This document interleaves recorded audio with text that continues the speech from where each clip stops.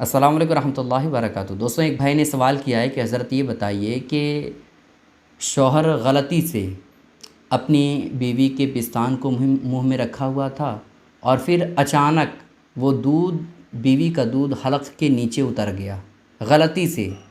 तो क्या ऐसी कैफ़ियत में शौहर और बीवी के दरमियान जो निकाह था वो ख़त्म हो गया? और बीवी का दूध अगर शौहर पी ले तो फिर क्या ऐसी कैफ़ियत में ये काम हराम है, नाजायज़ है, गुनाह है?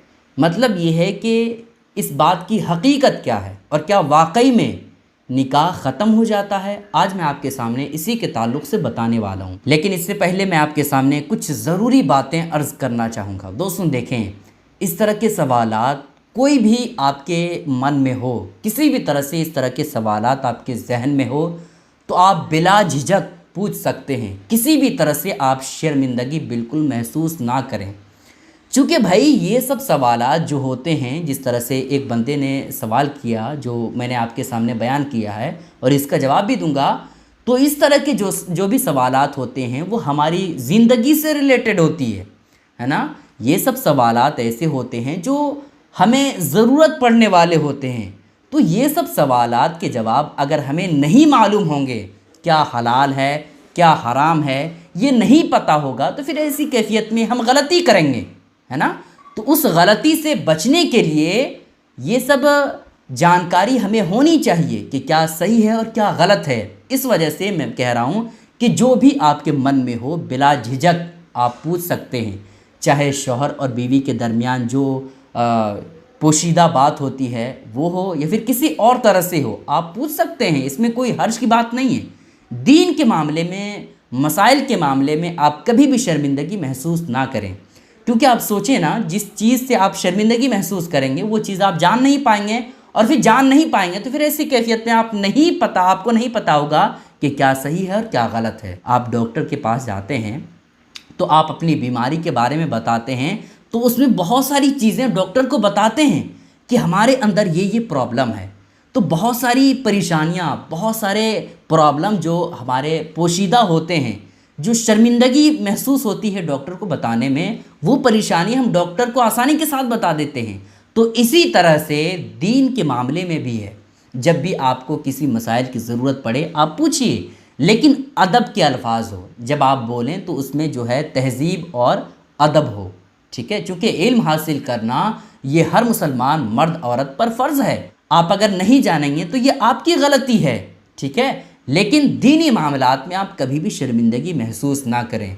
दोस्तों देखें, ये जो सवाल पूछा गया है कि हज़रत ये बताइए कि बीवी का पिस्तान मुँह में लिया और फिर ऐसी कैफियत में जो दूध निकला बीवी के पिस्तान से वो हलक़ के नीचे उतर गया, तो निकाह ख़त्म हो गया या निकाह बाकी है, और ऐसा करना क्या ये सही है गलत है? तो इसके हवाले से आप ये जान लें।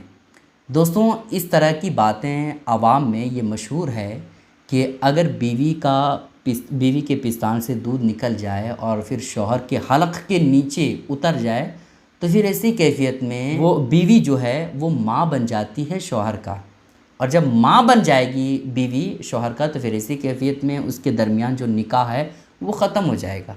आवाम में ये मशहूर है, लेकिन इसकी कोई हकीकत नहीं है दोस्तों, ठीक है।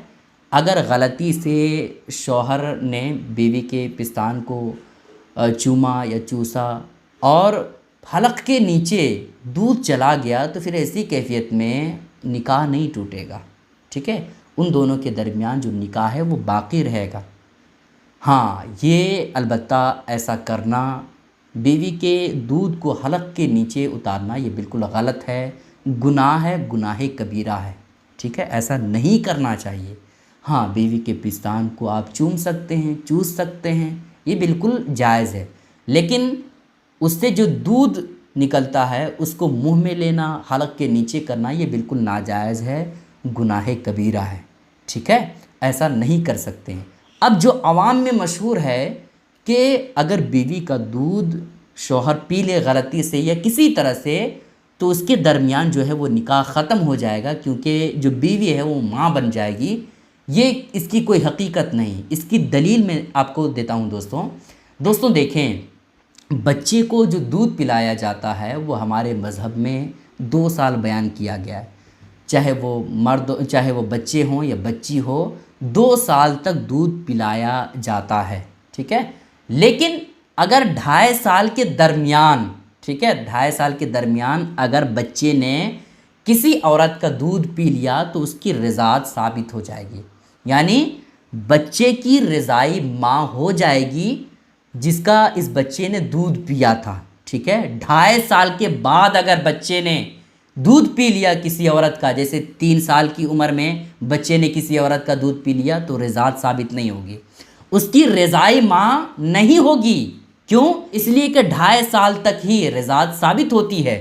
2.5 سال کے اندر اگر بچہ کسی عورت کا دودھ پیتا ہے تو 2.5 سال کے اندر ہی رضائی ماں بنتی ہے۔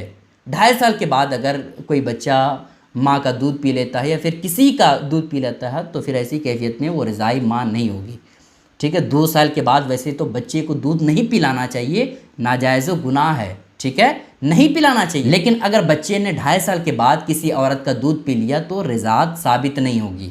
تو جو شوہر ہوتا ہے نا وہ 2.5 سال سے زیادہ ہی ہوتا ہے۔ بھائی شوہر کتنے سال کا ہوتا ہے؟ 15 سال کا، 20 سال کا، ہے نا؟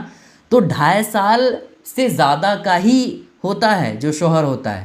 تو پھر ایسی کیفیت میں جب شوہر نے دودھ پی لیا تو اس کی وجہ سے رضاعت ثابت نہیں ہوگی، چونکہ رضاعت جو ثابت ہوتی ہے، رضائی ماں جو کہلاتی ہے، وہ 2.5 سال کے اندر جب بچہ دودھ پیتا ہے کسی عورت کا تب ثابت ہوتا ہے، اور یہ شوہر جو ہے وہ تو 2.5 سال سے بہت زیادہ ہے۔